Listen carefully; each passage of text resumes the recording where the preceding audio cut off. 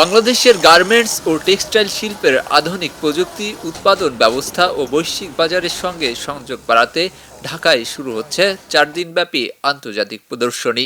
আগামী 2 থেকে 5 September Bangladesh China friendship exhibition centre পূর্বাচলে অনুষ্ঠিত হবে 25তম টেক্সটেক বাংলাদেশ 2026 ইন্টারন্যাশনাল এক্সপো। বুধবার রাজধানীর প্যান প্যাসিফিক সোনারগাঁও হোটেলে সংবাদ সম্মেলনে এ তথ্য জানায় আয়োজক সেমস গ্লোবাল। আয়োজকদের প্রত্যাশা 3 প্রদর্শনীতে 37টি দেশের প্রায় 1475টি কোম্পানি অংশ নেবে। থাকবে 2245টি বেশি বুথ ও প্যাভিলিয়ন। 4 দিনের এই আয়োজনে ব্যবসায়িক দর্শনার্থীর সংখ্যা 16,000 ছাড়াতে পারে বলে আশা করছেন তারা। Asia itself is a huge buying base.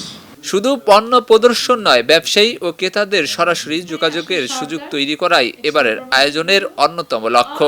আমরা যখন কাজ করতে যাই একটি প্রদর্শনী, এর সঙ্গে কিন্তু নানা ধরনের অ্যাডিশনাল দায়িত্ব থাকে যেটা আমরা পালন করতে পারি কিংবা শুধু ব্যবসা করে চলেও যেতে পারি, কিন্তু আমরা সে ধরনের একটি প্রতিষ্ঠান যারা এই ধরনের দায়িত্বগুলো পালন করার চেষ্টা করি।